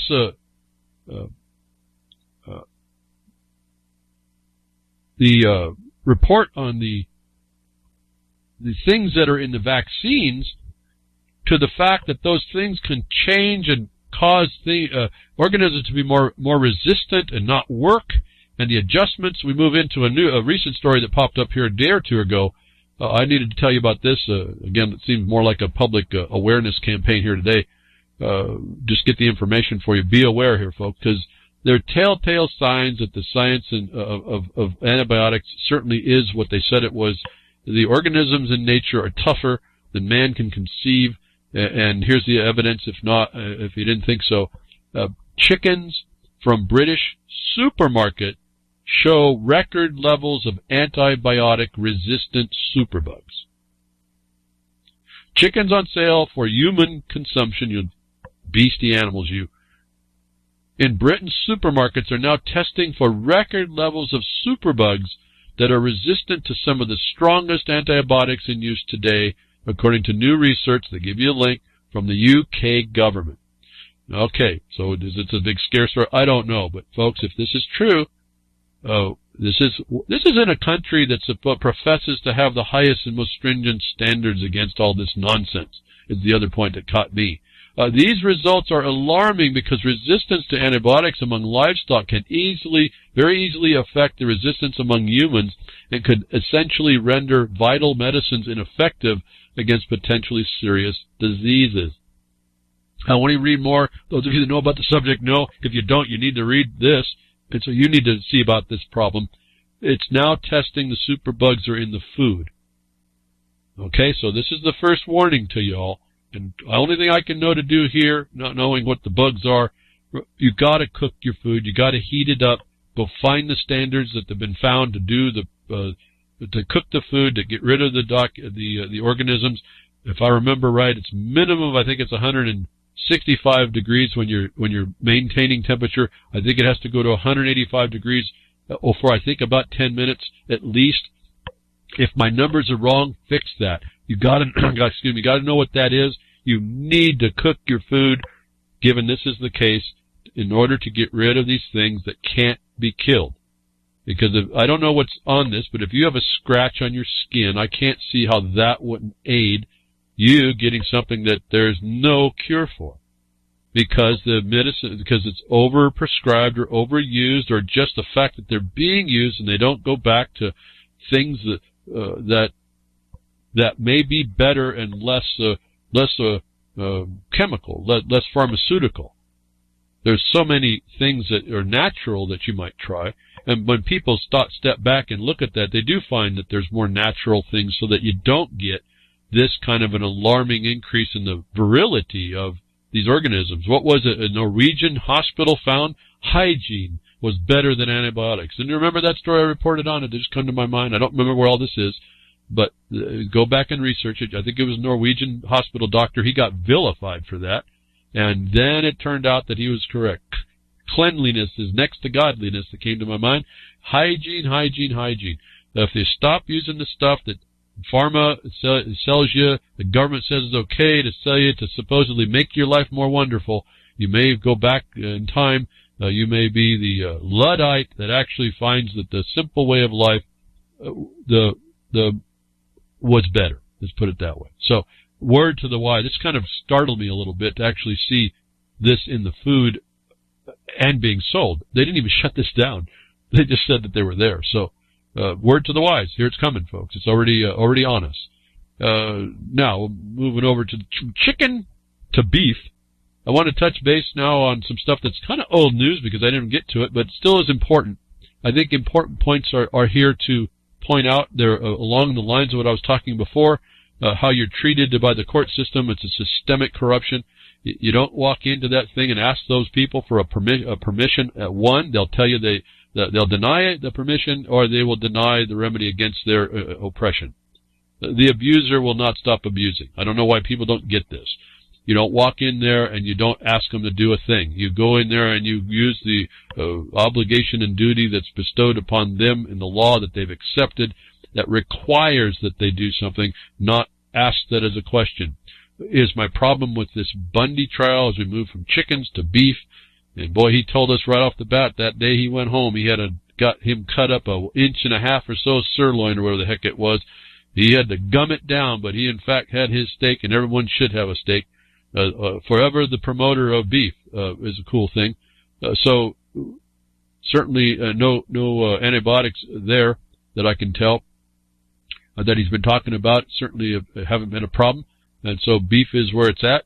A little story came through about Coca-Cola having some worms in it from a girl in Italy. I responded to Shali that you know, I've heard in the future people will kill for that amount of animal protein, as the agenda is to get rid of our dependence on protein, beef protein, chicken, animal proteins, on this new world sustainability thing, underwriting the politics that's going on with the BLM, why you're seeing some of this as well. But getting to the point of the corruption, come up with some stories. I want to just touch on some things. Epic, this is now from Zero Hedge. It finally made the mainstream alternative, I guess I can say. Epic, it finally hit a couple of weeks ago. Epic corruption, after it was obvious to all. Unsealed court documents show how prosecutors tried to rig the Bundy trial. Now, you know, I've been on kind of record. I'm not really happy with what I saw about that. They weren't making the right combination of collateral attacks. They were doing it within the jurisdiction, not doing it outside the jurisdiction. The attorneys were involved. I showed you how they were doing it incorrectly. You saw Ryan Bundy being noticed by the attorneys themselves that he was the one that cracked it open by attacking what he thought had to be done, consistent, not that I've talked to him, but consistent with what he knew he needed that I would have been looking at. When I told you that it was found out that those assessment report, those threat assessments were being hidden, I said, why did the attorneys use those? Use the fact of that and then use that to defend their attorneys. That was Ryan Bundy making the issue of it. The fact later was a week later, then we started seeing the fallout of this. Once you started to crack the record that was supposed to be given to a defendant by the Brady Act, the Brady decision, which means you divulge all the information that could be exculpatory to a defense, and the prosecutor can't make that decision, and that was denied. They're now showing this is like epic corruption. My problem with this is the cat box cover-up. Somebody, because the attorneys finally did start to ask for more important things and insist, this thing came up and came out to show that there was a persecution going on, not a prosecution. And this is what you're trying to see the cat box cover-up. They're going to focus in on the prosecutor because he was on charge of this. I remember I told you about this. He's just going to be an assistant attorney that's going to be moved back into the thing. You're probably not going to hear more about this. But it took all this to start showing that there is in this country, and they're trying to show that it's just limited to this prosecutor, in this prosecution, and I want you to know it's systemic. I don't want to hear that, oh, we know that. No, you got to look at how they did this, because this is how they do it in all places, and they do worse than even this. This is kind of interesting too. And they will take your stuff even if you're not involved with a trial, because I've got a miner who had that happen to him, and there's no remedy for that. And this was many years ago, early on. So I want to point out, let's not lose sight of, we may say, oh, this is a rigged Bundy trial, and they focus on the prosecutors. I'm telling you, the judge was part and parcel to allow those people, those men and women, to be held without actual evidence of what this was about, to keep them in confinement for over the 2 years. The judge allowed that.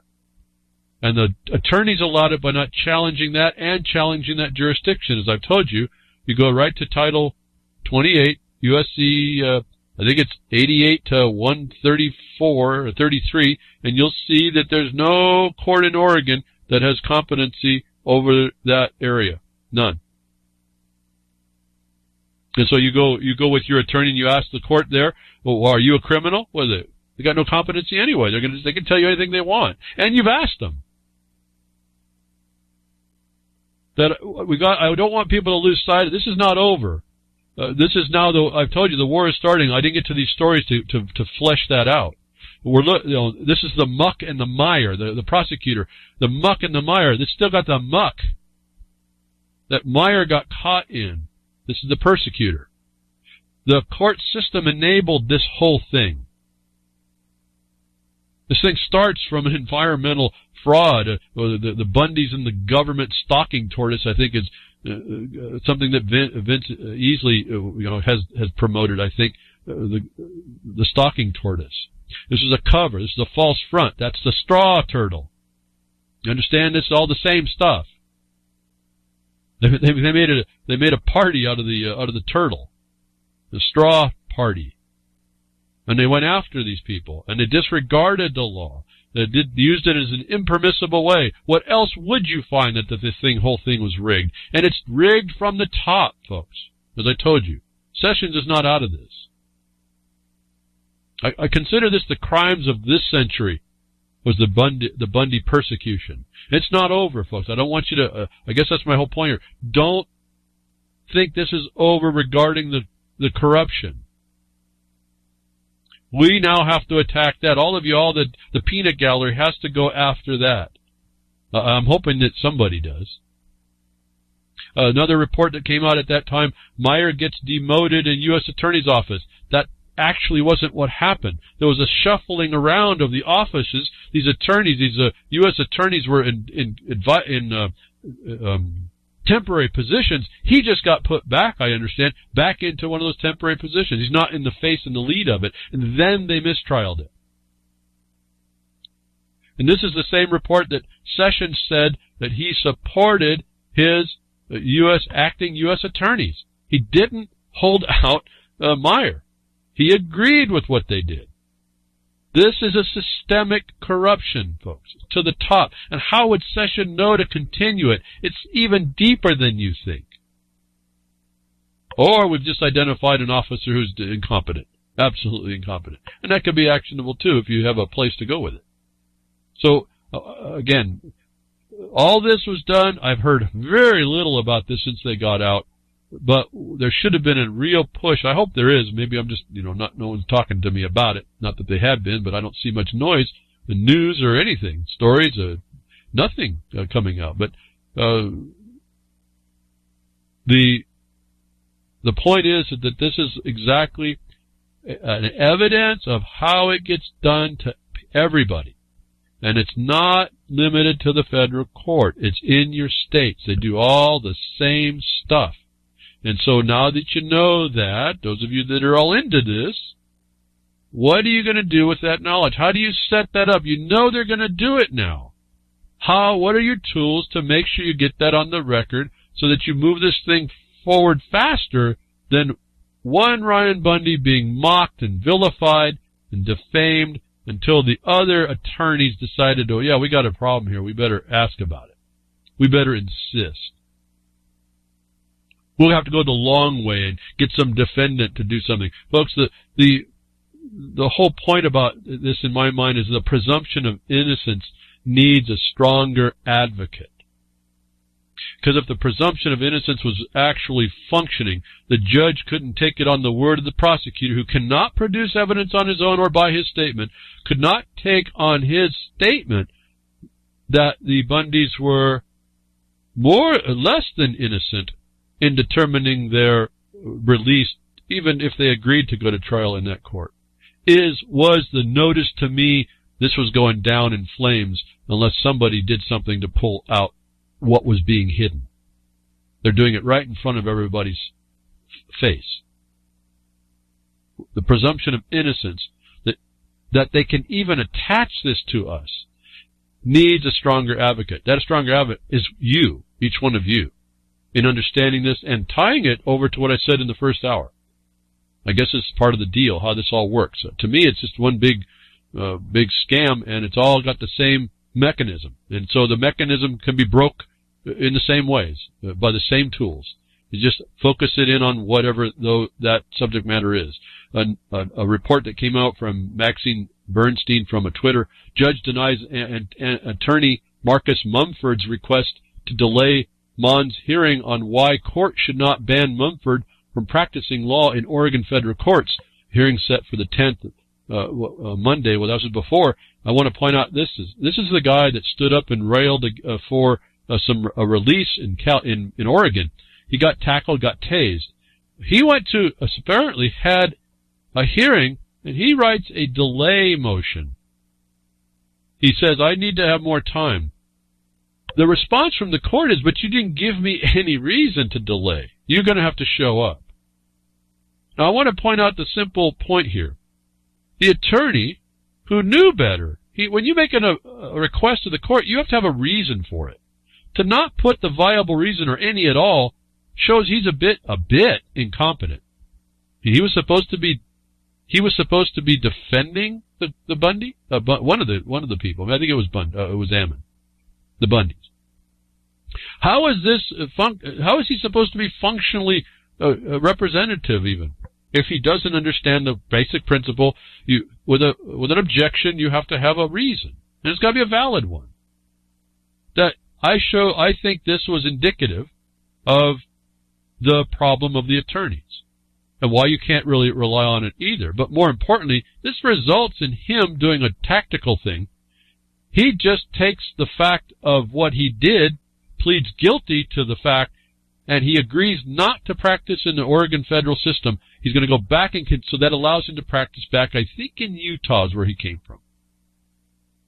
He just agrees not to come out and practice in Oregon, which is still kind of a slap in his face. But listen to the tactics. Because they didn't go through a trial, there was no evidence built. It is concession by guilt. They can't develop the evidence to take back the federal government, take it back to Utah, and go after his practice in Utah. And I want you to understand this game, this chess game that goes on, because when you see all these ramifications that go on, you see what kind of a nasty thing goes on. I want to point out there's an incompetence that we see. Whether that's tactical, he hasn't said. Why he agreed or delayed, why he did a paper with substance, I don't know. But this is the quality of the system, this bar association system, that is the prosecutor, is the attorneys, is the judges, is those that make the rules, is those that are in the committees that make the rules, that keeps the system, that asks for the money, that continues the harm, and destroys your lives. They're dysfunctional, and here's the evidence. To me, he put out a motion to delay and didn't get a good reason for the delay, and the court says, well, if you don't give me a reason, I can't just delay. That hurts the other side, too, even if we were looking in neutrality. So my observation on this whole thing where this Sessions comes in and pats all the attorneys on the back. So Sessions agrees with the producer persecution. Quote, I also want to thank those first assistant United States attorneys who temporarily stepped up, close quote, is what he said. My observation here is he couldn't condemn what he's agreed with all along and into the future, could he? And the judge protects this injustice, hashtag denial of justice. And this was on a tweet from Vince about this Meyer gets demoted. This is not anything like that, actually. You're watching how the system tortoises up, turtles up, protects itself, so that you don't perceive how bad it really is. The prosecutorial misconduct, just tip of the iceberg, as another follow-up thought. The judge, in quotes, because I don't think she's proven judgeship or competence or establishment of the court at all, and she was never challenged collaterally, not through requesting to the bank robber, are you going to stop robbing the bank? No, yeah, I'll stop. Or no, are you robbing the bank? No, I'm not going to ask the bank robber. I'm not going to ask the criminal. I'm going to insist on a collateral enforcement mechanism. The judge, so-called, allowed the bias, not requiring the government prove the dangers of the people supposedly proved innocent here. As I said before, the mere observance of impropriety is sufficient here for you, the peanut gallery, to understand how bad these ethical violations are. And then I move into the trust. Remember the con job here? All this is on a con. The hashtag trust, irretrievably lost. If you don't look at this whole thing and see there's no way to regain the trust, and you think that what's gone on has been justice, you've missed it. If you shut up from here, you're missing it, folks. You've missed it, and you've missed a great opportunity to step up and stop some of this, or help to stop it.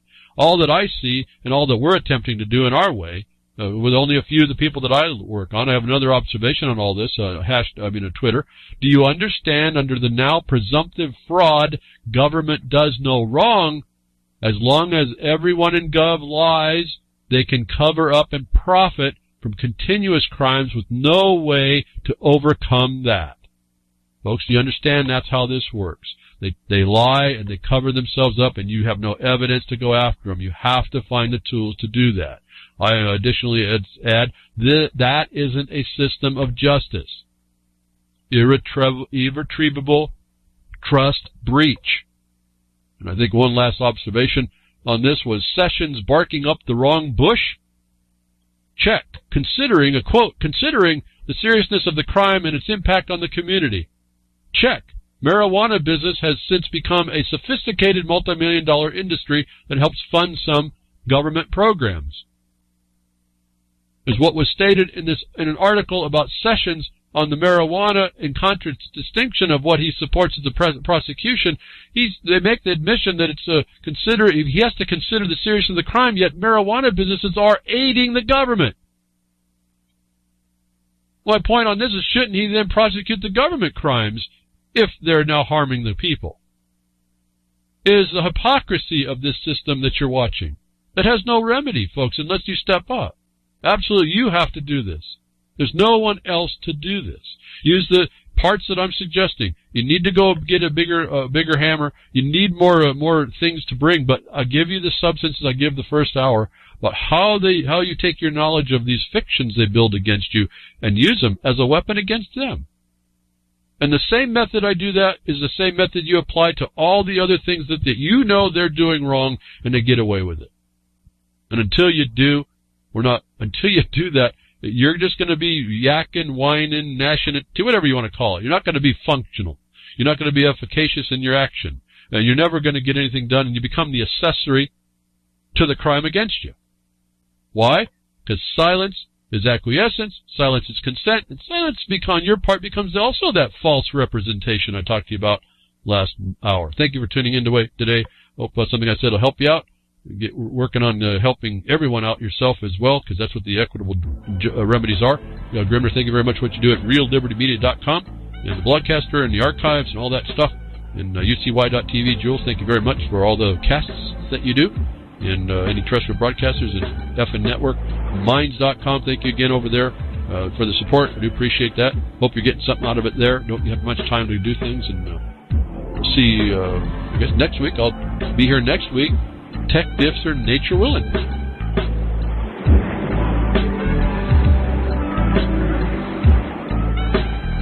Well, that's another lesson. I hope with today's information you can take it to those that misbehave.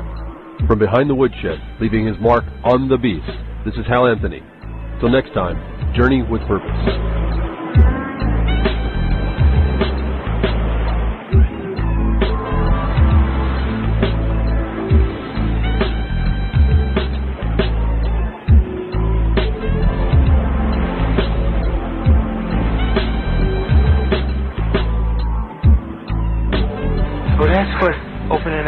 of whoop-ass feels like.